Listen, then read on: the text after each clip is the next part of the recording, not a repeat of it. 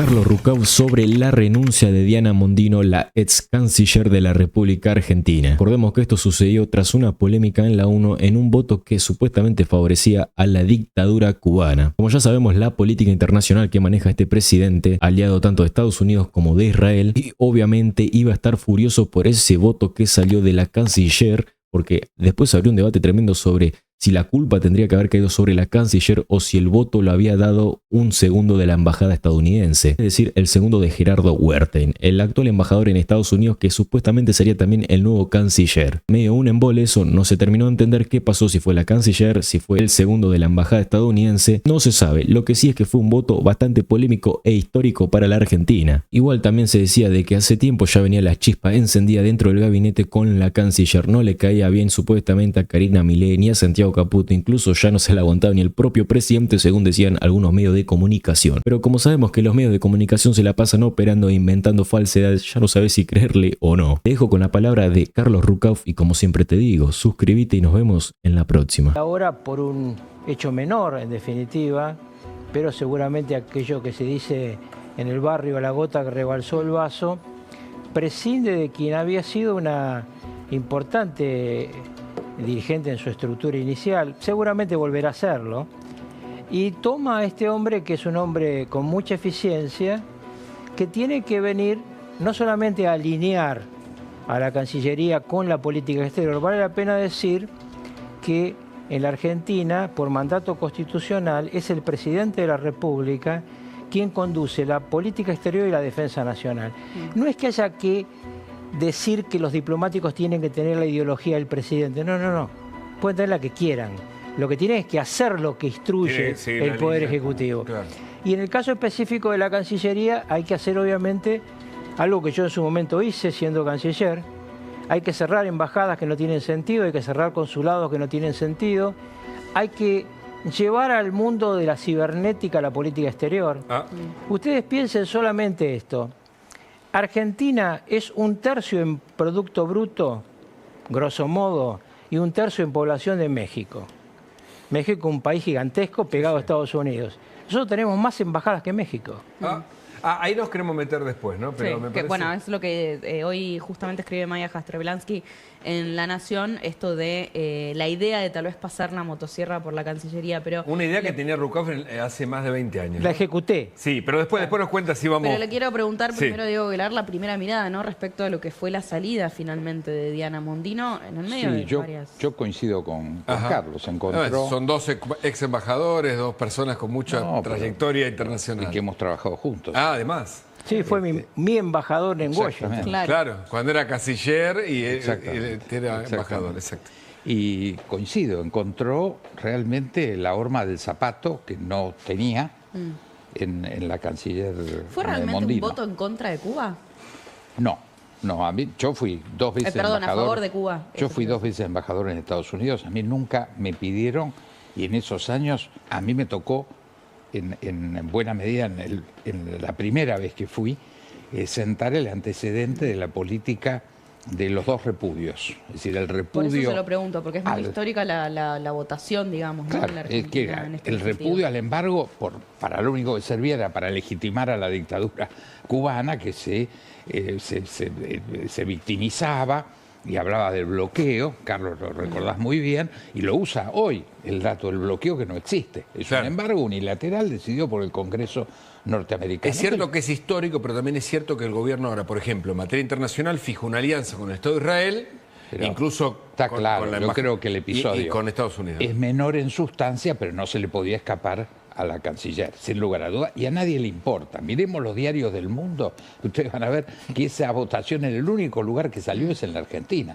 Todos los aliados de Estados Unidos votaron exhortando a Estados Unidos a levantar el embargo. No iba a cambiar en nada, digamos. Nada, o sea, podíamos abstenernos, votar a favor, votar en contra, no hubiera existido la noticia como noticia internacional. Claro. O sea, yo creo que fue una excusa o la última gota, como decía Carlos. Pero una novedad mirando hacia adelante es lo que vamos a ver, que es una nota hace 22 años, si no me equivoco, en su momento en La Nación, elevarán al presidente los decretos para cerrar embajadas en el exterior. Una nota de abril del 2002, mirá. En donde justamente el canciller en ese entonces, Carlos Rucauf, dijo que la medida permitiría un ahorro de 30 millones de dólares, cerrando las representaciones en Dominicana, Honduras, Yugoslavia, Bulgaria, Rumania, Kenia, Libia, Senegal, Zimbabue y Kuwait.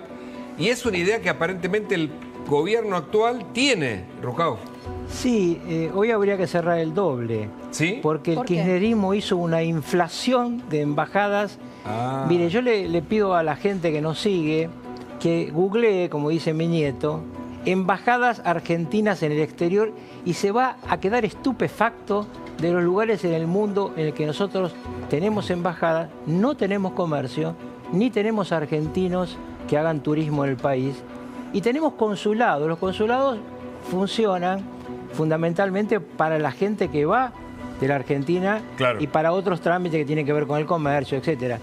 Yo la otra cosa que creo es que hay lugares donde hay que juntar, cuando son la capital de un país, consulado y embajada, no dos edificios. Hay que vender edificios. El canciller elegido, que todavía no asumió, encontró la embajada en Washington en una situación, la residencia, que hizo que él comprara una casa porque tiene plata para hacerlo. Pero lo cierto es que esa casa en la que vivió Diego, estuvimos ahí alguna vez, es una casa que se ha deteriorado con el paso del tiempo, pero es muy valiosa. Entonces uno debiera vender inmuebles que son valiosos y comprar inmuebles más modernos y más eficientes. El otro día me decía, cuando hablaba yo de esto con un diplomático, bueno, pero las recepciones, Argentina hace 2 recepciones en el año. Digo, como estaba Claro. vendiendo más la Argentina, hacía alguna más, pero alquilás un salón. A un No costo necesitas de- tener... ¿Cuánto vale una embajada? Digamos, el No. sueldo solamente un embajador. Pero el problema central no es Pero solo el para sueldo. que la gente tenga idea. ¿Cuánto son? Bueno, $15.000 es el sueldo de un embajador, pero ese no es el tema central. El tema central Digo, es que para tenemos- arrancar, ¿no? Para... Sí, pero suele ser un poco injusto, porque también hay que Sí, pensar sí. que viven No, en no, países está bien. A caros. dólar, a Pero precio. lo que hay es una cantidad de personal en el exterior que no es necesaria, porque si vos tenés 40 embajadas y consulados de más, tenés ahí personal diplomático. Pero además, el otro tema que es muy importante es analizar cómo funciona hoy un país moderno que quiere vender sus productos y negociar. Tiene una gran parte de su estructura cibernética. Trabajan mucho, no en lo personal, porque desde el COVID cambió el mundo y Argentina sigue ¿Usted funcionando. propone trabajo remoto sin necesidad de una embajada en ciertos No países? solamente trabajo, conexión remota de muchos temas. Sin Ustedes- necesidad de romper los vínculos con esos países. No, bajando el nivel de representación al necesario, bajando costos. Obviamente que una cosa es Estados Unidos y China y otra cosa es Angola, ¿no? Angola, un país muy preferido por Cristina Kirchner, que, como ustedes saben, fue motivo de problemas económicos delicados. Bueno, nosotros tenemos embajadas en África y en Asia que no tienen ningún sentido. Pero bueno, esto, más que motosierra, yo lo llamaría bisturí, para no dañar buen tejido que seguramente hay en la estructura diplomática argentina. Claro.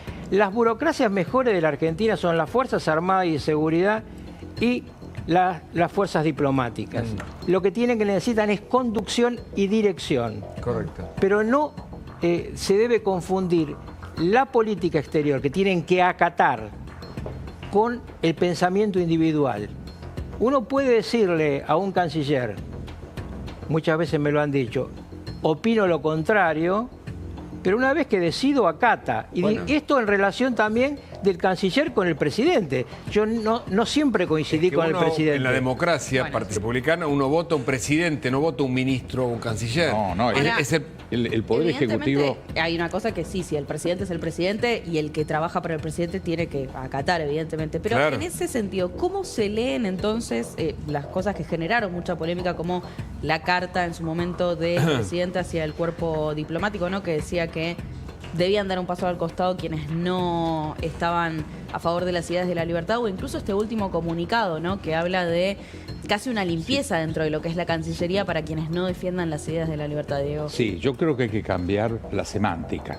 Yo A creo ver. que la idea o la lectura en mucha gente fue una purga. Yo creo que eso es lo que nos sirve y creo que coincido con Carlos. Lo que hay que hacer es meter bisturí, porque efectivamente si hay alguien que hizo ideologización, fueron los 16 años del kirchnerismo. Claro, como cajas, ¿no? No, pero además en la Cancillería, más que cajas, hubo un dato de intervención ideológica, de meter miedo a los funcionarios.